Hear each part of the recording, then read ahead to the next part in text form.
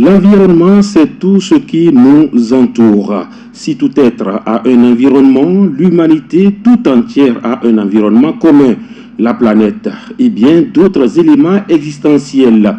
Cependant, notre environnement à nous tous est victime de criminalité. Par nos actions, nous détruisons tout autour de nous.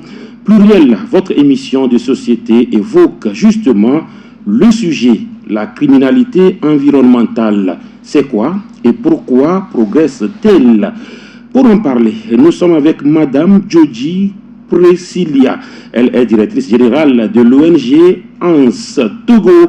ANS Togo, c'est bien sûr l'Alliance nationale des consommateurs et de l'environnement. Madame, bonjour, bonne arrivée. Bonjour monsieur, merci. Comment vous allez, madame? Je vais bien, et vous? Ça va. Votre environnement va bien, madame? Ça va, on peut dire que ça va. D'accord. Alors, nous voudrons justement parler de la criminalité environnementale. Alors, c'est quoi lorsqu'on parle de criminalité environnementale, madame? Ok, quand on parle de criminalité environnementale, on va aller étape par étape. Oui. D'abord, on a la notion de crime. Qu'est-ce Oui. qu'un crime? Le crime, c'est toute violation à la loi ou à la morale et qui est sanctionnée qui est punie par des sanctions sévères. Donc maintenant, l'environnement, vous l'avez dit dans votre introduction, c'est tous les éléments qui nous entourent, un individu ou une espèce, et qui contribuent à notre survie. Maintenant, quand on parle de criminalité environnementale, ce sont des actes de violation de tout ce qui nous entoure, en fait, des actes illégaux, des activités illégales qui contribuent à détériorer notre environnement. Donc c'est en ce moment qu'on parle de criminalité environnementale, des activités illégales qui nuisent à notre environnement. Et ces actions, forcément, c'est des actions humaines, c'est bien cela? Oui, ce sont des actions humaines. Oui. Ce que l'homme fait. Ce que l'homme fait sur l'environnement. Ça peut être sur la faune et sur la flore. Voilà. Et quels sont justement ces types de criminalité que l'on retrouve en Afrique et surtout au Togo? Au Togo, on peut citer entre autres le trafic des espèces sauvages. L'exploitation anarchique des espèces sauvages. Ce qui fait que ces espèces-là commencent par disparaître. Nous pouvons aussi citer la déforestation illégale. Ça fait partie de cette forme de criminalité environnementale. Et après, nous pouvons également citer l'exploitation des déchets. Voilà, la manière dont les déchets sont exploités, ça nuit également à notre environnement. Donc là, on parle de criminalité environnementale. D'accord. Vous avez parlé d'espèces sauvages. Oui. C'est-à-dire, il ne faut pas aller à la chasse, c'est bien cela? Non, ce n'est pas cela. Oui. Il faut quand même aller à la chasse, mais cela ne veut pas dire qu'il faut chasser tous les animaux, tuer tous les animaux, parce que ces animaux contribuent à notre survie sur la Terre, parce qu'ils dégagent des carbones qui constituent à la multiplication de ces espèces-là et aussi qui contribuent vraiment à la survie des espèces végétales. Donc, quand on parle d'espèces sauvages, on ne veut pas interdire la chasse, on n'interdit pas le commerce. Justement, à propos de cela, il y a la convention CITES qui encadre le commerce international des espèces sauvages, mais il faut juste savoir le faire.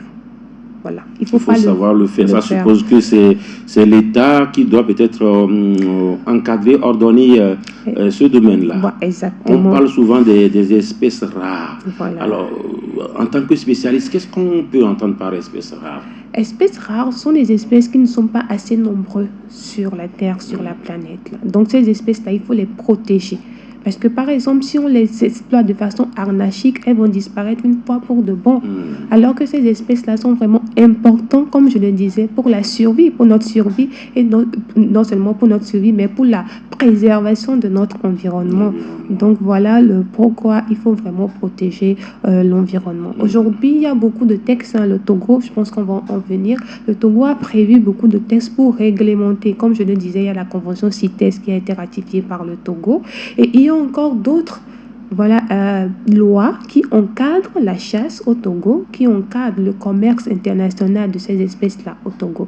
Nous avons également les contributions nationales déterminées qui sont des contributions qui, à l'échelle nationale, démontrent un peu l'ambition de chaque État pour préserver l'environnement et pour protéger les espèces, aussi bien la faune que la flore. Voilà. Est-ce qu'aujourd'hui, vous avez évoqué justement un terme, la faune? Est-ce qu'il y a encore la faune? Le Togo regorge encore ce qu'on appelle la faune. Oui, la faune, quand on veut parler de la faune, on veut parler des animaux, voilà, de toutes les espèces. Il y a la faune. Aujourd'hui, au Togo, nous avons des parcs. Oui, nous avons des parcs. Quand vous allez à l'intérieur, vous avez des parcs où les touristes viennent pour voilà, voir un peu ce qui se passe, quels sont les animaux que nous avons au Togo. Donc, ça existe. Ça existe Donc, toujours. il faut les protéger. Voilà. Parce que dans le temps, personne n'a accès à la faune, parlant de chasse. Aujourd'hui, est-ce que cette rigueur-là est encore d'actualité? Quand on parle de rigueur, on va en venir là-bas. Est-ce que la rigueur est d'actualité? Nous, aujourd'hui, ce que l'État fait pour protéger, il y a déjà les lois. Nous avons des personnes qui sont chargées de protéger nos forêts. Donc aujourd'hui, quand on parle de rigueur, il y en a. Mais juste qu'il faut renforcer cette rigueur-là pour empêcher l'exploitation arnachique de ces espèces. D'accord. Alors, lorsqu'on parle de l'environnement, on parle des espèces sauvages, on parle aussi également des plantes, des arbres. En quoi couper un arbre est un crime, madame? Cette question, c'est une question vraiment importante. L'arbre, en général, nous apporte de la fraîcheur. L'arbre, en général, quelque part, à manger également, parce qu'aujourd'hui, tout le monde aime les fruits qui proviennent des arbres. Donc, si la communauté internationale est arrivée à dédier une journée de l'arbre, ça veut dire que l'arbre est vraiment important pour la survie de l'être humain que nous sommes et pour la survie des animaux également. Aujourd'hui, nous parlons de réchauffement climatique, nous parlons il fait chaud, mais qu'est-ce qui cause tout cela? Voilà, c'est l'abattage anarchique des arbres. Des arbres. Parce que les arbres attirent également la pluie, ça nous donne, comme je le dis, la fraîcheur, ça nous donne également à manger. C'est parce que l'abattage est anarchique qu'il est un crime. Oui. Si ce n'est pas anarchique, ce n'est pas un crime. Si ce n'est pas anarchique, ce n'est pas un crime. Parce que quand on veut parler de crime, quand on parle de crime, on parle de violation, comme je l'ai dit au début. C'est quand tu violes une loi donnée. C'est quand tu le fais excessivement quand on parle de crime. Aujourd'hui, par exemple, ce studio, pour pouvoir construire, s'il y a un arbre ici, vous ne pouvez pas construire. Là, on comprend que vous devez couper l'arbre avant de construire. Mais si vous le faites de façon anarchique, c'est pas bien pour l'environnement. Si vous venez de nous rejoindre, vous êtes dans l'émission Pluriel. Nous évoquons la criminalité environnementale avec Madame Jody Priscilla, elle est directrice de l'ONG ANS Togo. Madame, alors, qu'est-ce qui pousse à la criminalité environnementale? Ce qui pousse à la criminalité environnementale, on peut parler de l'abondance du gain. L'abondance du gain, parce que selon un rapport d'une structure interministérielle de la police judiciaire publié en 2022, la criminalité environnementale apporte au moins plus de 23 millions de dollars. 23 millions de dollars par an. Ça, c'est des chiffres au plan mondial ou c'est au Togo? Non, pas au Togo. Au plan mondial, oui. D'accord. 23 milliards de dollars par an. 23 millions, bien milliards. Milliards de dollars. Wow. De dollars. C'est énorme. Hein? C'est énorme par an. Donc, je pense que c'est l'abondance du gain. Il y a beaucoup de gains, il y a beaucoup de profits. Donc, je pense que c'est ce qui attire les gens vers cette criminalité-là. Parce que quand vous exploitez, par exemple, l'ivoire pour faire des objets d'art, ce sont des domaines qui rapportent beaucoup. Donc, ça fait que beaucoup de gens sont attirés par le gain. Et c'est ce qui pousse à la criminalité environnementale. Quand peut-on parler de corruption verte? D'abord, qu'est-ce que c'est que la corruption? La corruption est définie par l'article 594, alinéa 1 du Code pénal, comme le fait d'agréer son droit, des dons, des promesses ou des avantages dans le but d'accomplir ou de s'abstenir d'accomplir un acte de sa fonction. je pense que la définition est claire. Est claire. C'est le fait de s'abstenir d'accomplir en recevant en retour des dons, des avantages, là, un acte de sa fonction. Maintenant, quand ces agissements-là interviennent dans le domaine de l'environnement dont nous venons de parler, c'est en ce moment qu'on parle de corruption verte. Parce que tout ce qui est vert, souvent au plan international, le vert symbolise l'environnement. Alors, je vous ai compris maintenant. Lorsqu'on veut encore revenir à un niveau plus bas, je suis peut-être environnementaliste, et puis voilà, je devrais protéger peut-être la flore ou peut-être la faune, mais voilà, une entreprise arrive, me convainc par peut-être des liasses, et puis voilà, je laisse l'entreprise peut-être agir de façon anarchique. C'est bien cela. C'est ça la corruption verte. C'est bien cela. Vous êtes censé le protéger, mais en guise des avantages qu'on vous a promis, des promesses qu'on vous a faites, vous laissez faire. Alors que vous êtes censé protéger. C'est réglementé. Qu'est-ce que la loi dit? Non, monsieur, je suis censé protéger la faune, je suis censé protéger la flore. Pour pouvoir y accéder, il faut tel. Alors que vous ne faites pas cela et vous recevez des avantages, on fait des promesses et vous laissez faire. Et lorsqu'on prend le Togo, parce que le cas togolais nous intéresse, qui sont ceux qui peuvent être acteurs dans ce système, c'est-à-dire corrupteurs ou corrompus? Corrompu, ça peut être tout le monde, hein.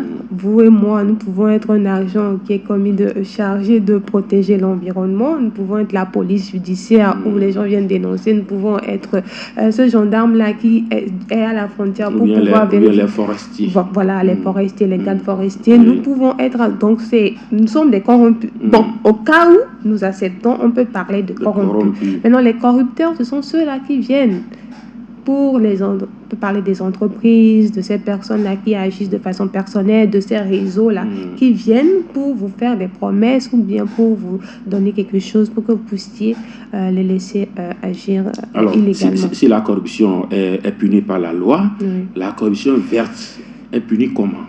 La corruption punie par la loi. Quand on parle de la corruption verte, nous avons des lois, comme je le disais, des textes. Il y a la loi cadre sur l'environnement qui est présentement en révision. Et nous avons le code forestier également qui prévoit des sanctions. Et nous avons également le code pénal qui prévoit des sanctions liées à la criminalité environnementale.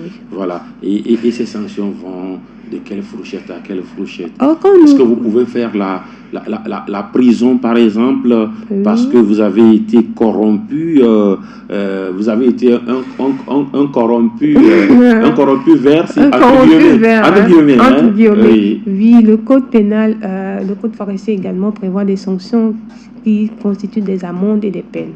Donc ça dépend de quelles sanctions vous êtes auteur. Alors, quels sont les enjeux de la lutte contre les atteintes à l'environnement? Pour parler d'enjeux, on peut parler de la criminalité, la transnationalité de ces crimes-là. Parce que souvent, ces auteurs de crimes, on peut parler de délinquants ici, parce que c'est un crime, ils agissent en réseau. Et souvent, ce sont des activités d'import et d'export. Donc, ces activités-là conduisent, je viens de vous donner un chiffre, 28 milliards de dollars par an. Donc, souvent, ces gens-là sont extrêmement riches, ce qui amène au blanchiment de capitaux.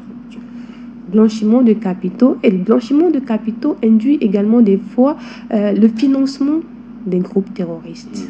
Vous voyez, donc ce sont des enjeux qui sont liés. Parce que ils ont de l'argent, ils peuvent se permettre des choses. D'accord. Alors vous avez évoqué des chiffres, plutôt un chiffre. Voilà. Est-ce qu'il y a d'autres chiffres lorsqu'on parle justement de cette criminalité environnementale? Oui. Selon une étude d'Interpol en 2014, par exemple, plus de 20 000 à 25 000 éléphants sont tués par an. Éléphants. Sur une population de 420 000 à 650 000. Et on estime que plus de 102%, que la population d'éléphants a diminué de plus de 102% entre 2004 et 2011. Dans le monde. Oui, dans le monde. Oui, 2004 et 2011. Ce qui veut dire qu'aujourd'hui, ce chiffre-là a sûrement augmenté. Parce que ce sont des chiffres de 2014 que je viens de vous le dire. Et il y a également une étude de l'OMS qui démontre que plus de 7 millions de personnes qui décèdent par an est due à la pollution de l'air et la pollution atmosphérique. Vous voyez Combien de pourcents? 7 millions. 7 millions. De décès. Oui. Dans le monde. Dans le monde. Est due à la pollution de l'air et à la pollution atmosphérique, selon l'OMS. Donc nous voyons que ces chiffres-là sont vraiment néfastes. C'est des chiffres alarmants. Hein? Voilà, très alarmants. D'accord. Alors, vous avez parlé des éléphants. Oui. Alors, au Togo, est-ce qu'il y a des chiffres particuliers? Au Togo, il y a des chiffres particuliers, mais est-ce qu'on a assez... On n'a pas assez d'éléphants. Voilà. Donc, quand on fait les études, c'est plus au niveau mondial. Voilà. Donc, au Togo, pour le moment, je ne suis pas sûre qu'il y a une enquête, mais je vais vérifier là-dessus pour voir quels sont les chiffres exacts au Togo par rapport à la criminalité liée aux éléphants. Est-ce que dans vos domaines d'action, vous n'avez pas ces rubriques? Lance, par exemple, c'est Hans, c'est bien cela? Oui, c'est Lance. Est-ce que Lance ne peut pas peut-être mener un projet d'enquête sur justement... Oui, exactement. De par le passé, par exemple, si vous visitez nos sites web, nous avons eu à œuvrer de façon vraiment très assidue sur ce domaine-là. Nous avons des chiffres, mais ça date en fait. Ça date, c'est pas récent. Dans le cadre de ce projet-là, nous n'avons pas encore commencé par... puisque nous avons récemment... je pense que c'était la semaine dernière que nous avons organisé un atelier pour former les journalistes sur les techniques d'investigation. Donc, je pense que c'est maintenant les journalistes vont commencer par investiguer, commencer par voir quels sont le nombre, les chiffres exacts de criminalité environnementale liée à la faune et à la flore. Donc, les chiffres que nous avons, ce sont des chiffres qui sont assez vieilles. Donc, pour le moment...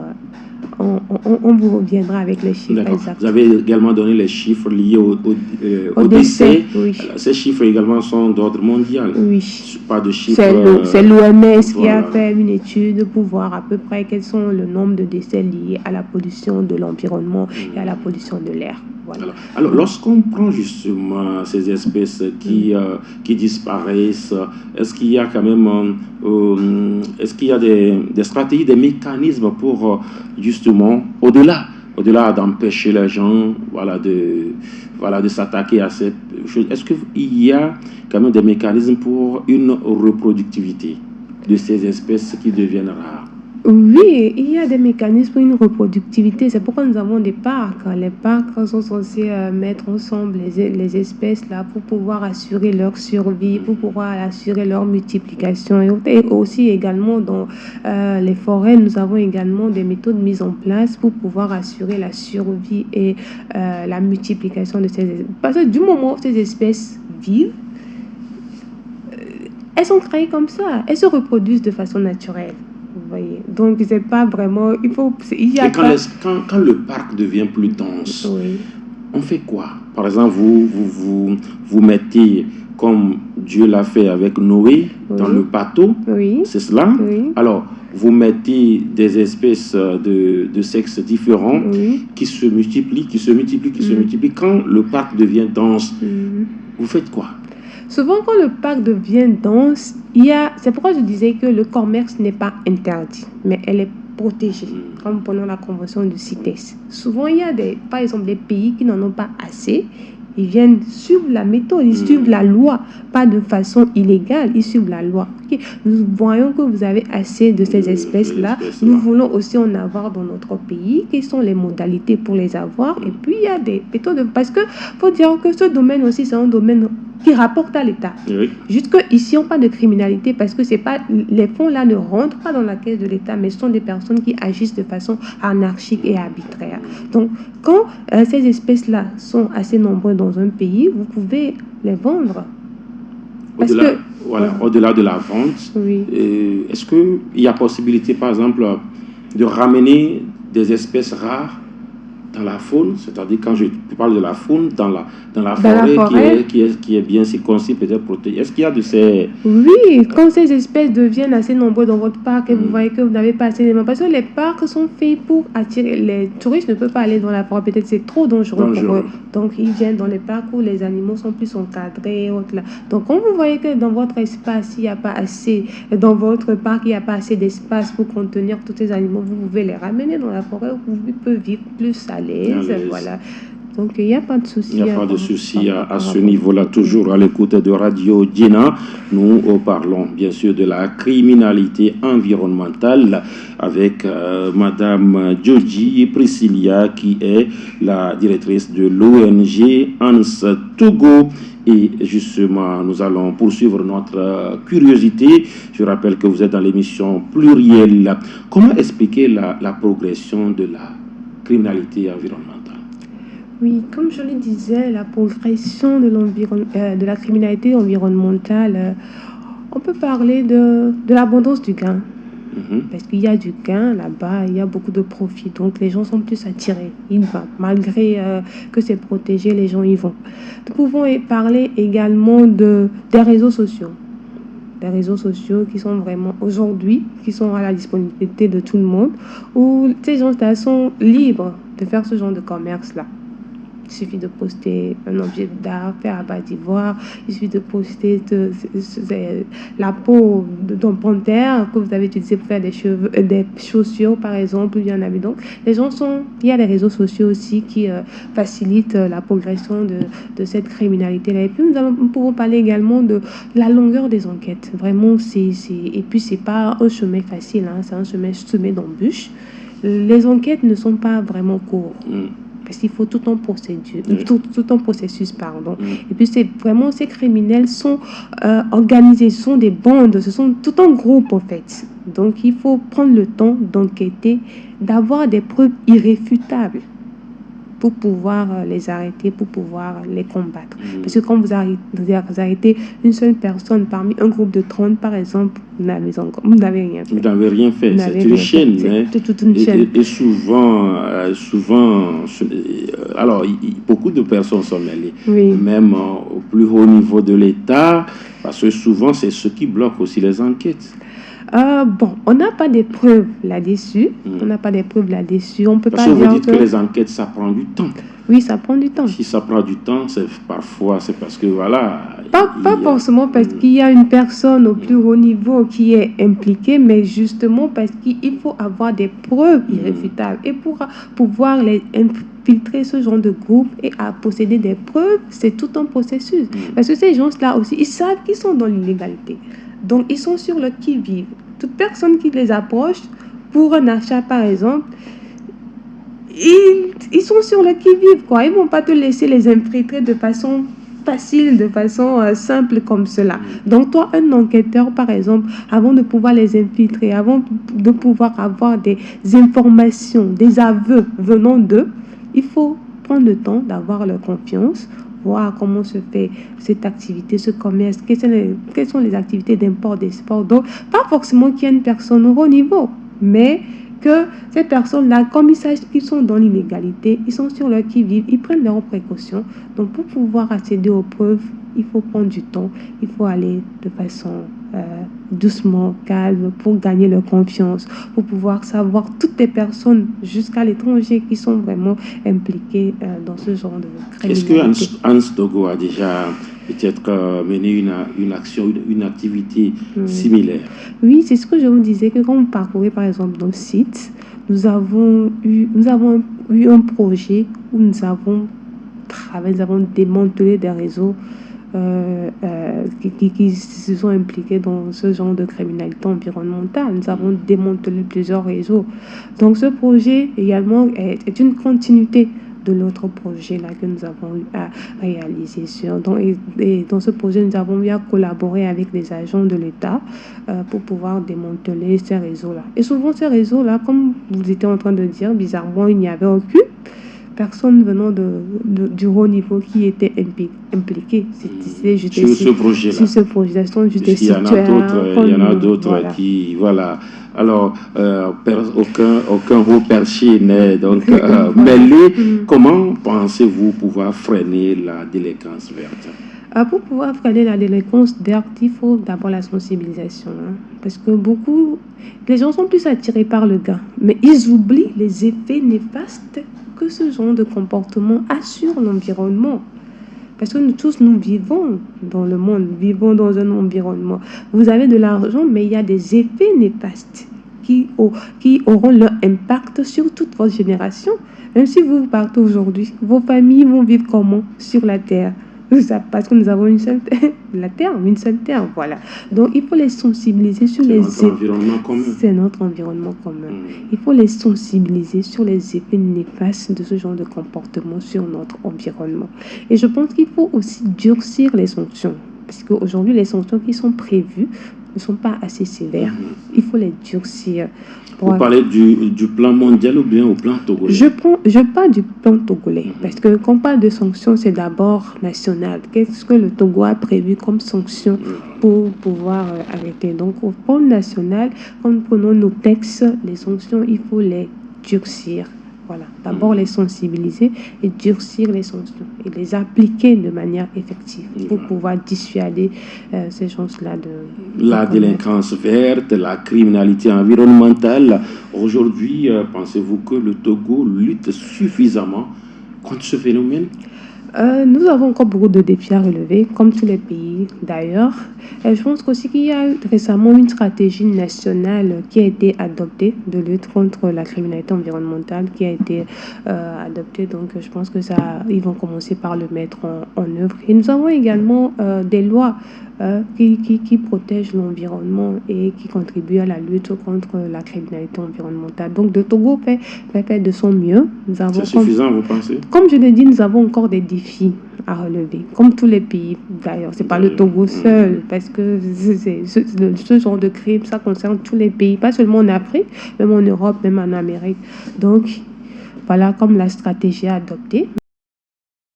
Maintenant, dans la mise en œuvre, on verra comment est-ce que ce genre de criminalité diminuera.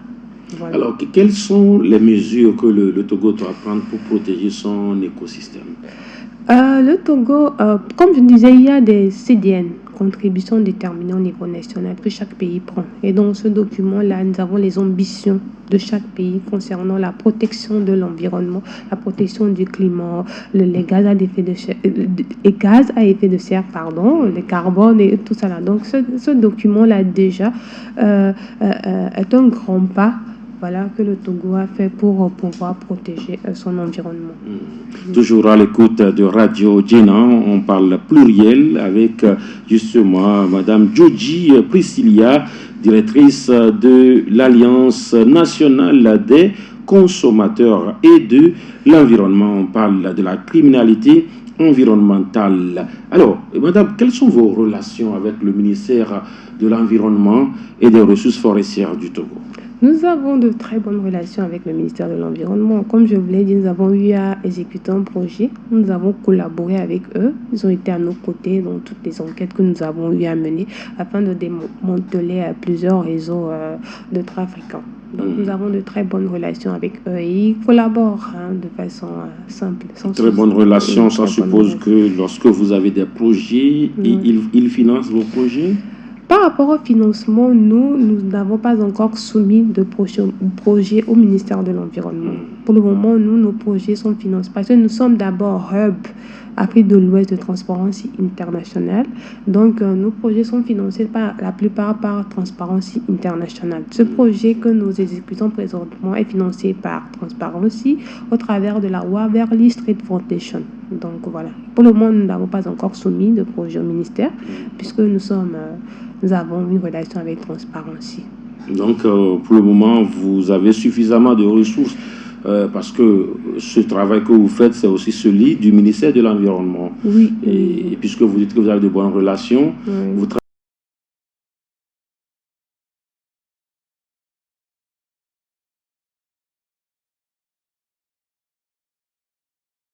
vous collaborez ensemble, bien, nous collaborons ensemble. Hein? Nous collaborons ensemble. Quand nous faisons de... Parce que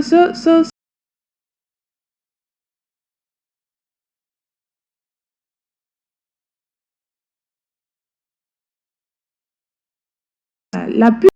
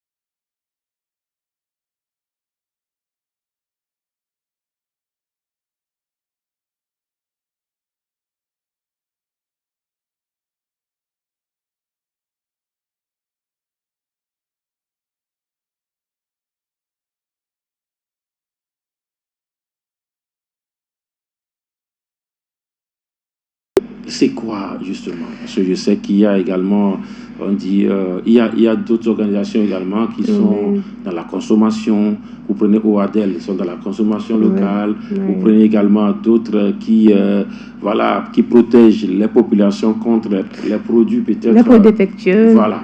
Alors vous, votre branche fait quoi concrètement?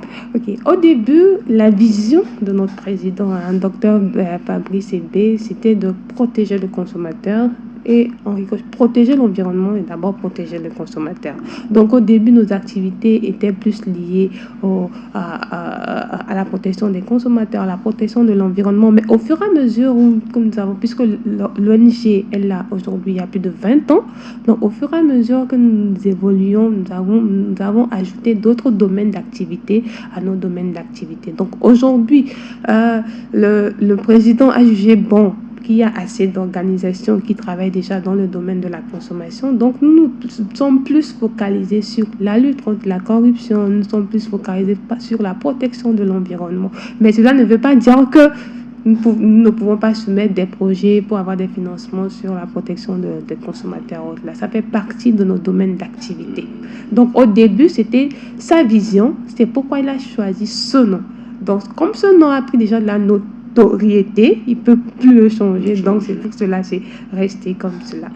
Anas Togo, qui est également dans la bonne gouvernance. Alors, protéger l'environnement, c'est aussi la bonne gouvernance.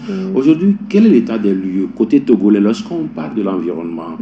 Nous sommes alarmants, nous sommes moyens ou nous sommes un bon élève lorsqu'on parle de la protection de l'environnement? Lorsqu'on parle de la protection de l'environnement, on peut dire en moyenne, nous sommes en moyenne. Moyennement. Nous sommes moyens. Parce que l'environnement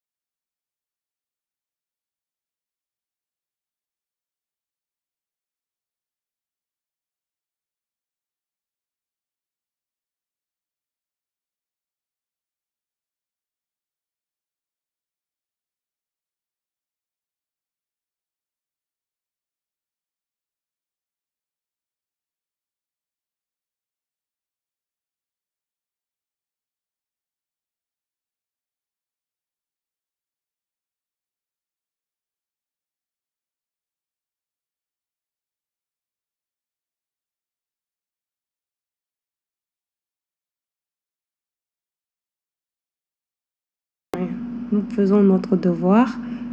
Pour le moment, je pense que ça peut y aller. Ça peut y aller. En attendant que l'État fasse encore plus. Parce que souvent, nous doitons l'État, alors que nous aussi, nous pouvons être à la place de l'État. Voilà. Nous sommes l'État. Nous sommes l'État. C'est ce que il y a un président, nous avons un gouvernement et tout. Mais nous aujourd'hui, nous sommes l'État. Aujourd'hui, vous pouvez être élu président. Voilà, donc président de l'ANS ou du Togo? Président du Togo, attention. Vous voulez pas? Laissez-moi me placer.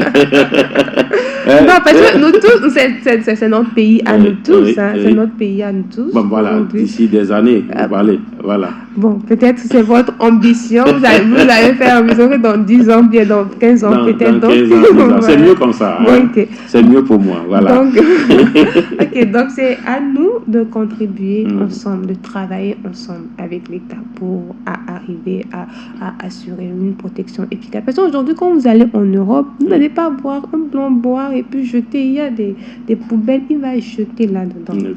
Donc, il faut que nous-mêmes, nous auto-éduquons d'abord avant de doiter l'autre. Alors, au-delà des projets cités, quelles sont justement vos actions? Parce que vous avez parlé de la sensibilisation. Est-ce que vous allez vers les écoles? Est-ce que vous allez dans les marchés? Est-ce que parce que vous avez parlé également du 1er juin passé. Qu'est-ce que Hans Togo fait concrètement au Togo tous les 1er juin? Tous les 1er juin, comme c'est le fait de sensibiliser, aujourd'hui, tout le monde sait que, le 1er juin, c'est la journée de l'arbre. Il y a beaucoup de sensibilisation autour de cette journée-là. Donc, cette journée-là consiste à planter un arbre, à faire une communication, à sensibiliser, à rappeler aux gens l'importance de l'arbre dans notre environnement. Donc, Togo, s'inscrit également dans cette logique-là. Par rapport à la sensibilisation, nous allons vers les écoles, nous sensibilisons les institutions. Nous avons également dans le cadre de ce projet un atelier de formation des autochtones. Nous allons aller à l'intérieur du pays organiser un atelier avec les gardes forestiers, les sensibiliser, les dames. Voilà, nous organisons des ateliers de formation, des sensibilisations pour pouvoir aider les gens à mieux comprendre le thème et à mieux protéger l'environnement. Voilà, nous avons encore 2 petites minutes à passer ensemble. Alors, madame, par rapport à vos sensibilisations sur le 1er juin, vous faites comme les autres ou vous avez particulièrement votre sensibilisation? Parce que la sensibilisation, c'est de planter un arbre. Alors, est-ce que c'est suffisant? Parce que les gens plantent des arbres, mais ces arbres n'existent jamais. Il faut planter et puis c'est fini. Non, il ne faut pas planter. Quand vous plantez un arbre, il faut l'entretenir. Chaque fois, il faut mettre de l'eau. Nous sommes dans un moment où il ne pleut pas beaucoup. Vous pouvez vous-même chaque fois l'arroser, voir comment ça avance, ça grandit et autres là. Donc, aujourd'hui, tout le monde sait. D'une part, je pense que la sensibilisation a atteint un niveau élevé. Aujourd'hui, personne ne peut me dire qu'il ne connaît pas vraiment l'importance de l'arbre. Même dans votre maison, même si vous avez une petite cour, des fois quand vous sortez que le soleil est chaud, vous me demandez, ce serait bien que je plante un arbre ici pour pouvoir me rafraîchir de temps en temps. Donc nous savons tous l'importance de l'arbre. Ou bien je veux manger de la papaye, bien j'ai besoin de... Ce serait bien qu'on plante un manguier, ce serait bien qu'on plante un papayer si nous avons de l'espace en fait. Donc tous nous savons... Quelque part, nous savons tous l'importance de l'arbre. Si quelqu'un aujourd'hui me dit qu'il ne connaît pas l'importance de l'arbre, je pense que la personne est un peu... Et puis la personne n'est pas dans notre environnement. Oui, n'est pas dans notre environnement. Voilà, on n'a pas vu le temps passer. Alors, madame, on va conclure dans cette émission. Ouais. Je vous remercie. Pour conclure, je peux dire que vraiment, il faut que nous nous auto-éduquons. Il faut que nous savions que l'environnement nous appartient à nous tous. C'est un bien commun. Il faut d'abord le protéger. Il faut savoir que nos actes, tous nos petits gestes, ont un impact négatif sur notre environnement. Même si nous partons aujourd'hui, il faut que nous pensions à la génération future. Et il faut faire tout et tout pour protéger. Essayez de respecter ce que prévoit la loi concernant le commerce des espèces, concernant la faune, la flore, on en a parlé, et essayer de s'auto-éduquer, comme je le disais, dans nos gestes de tous les jours. Je vous remercie. Merci beaucoup à vous, Madame Joji Priscilla. Vous êtes la directrice de l'ONG Anstogo, Alliance nationale des consommateurs et de l'environnement. Merci à tous ceux qui nous ont suivis. Je suis Latif Yorouma. On se donne un rendez-vous le mardi prochain pour notre numéro de votre émission plurielle. Restez toujours branchés sur Radio Djena. Merci à Radio Djena.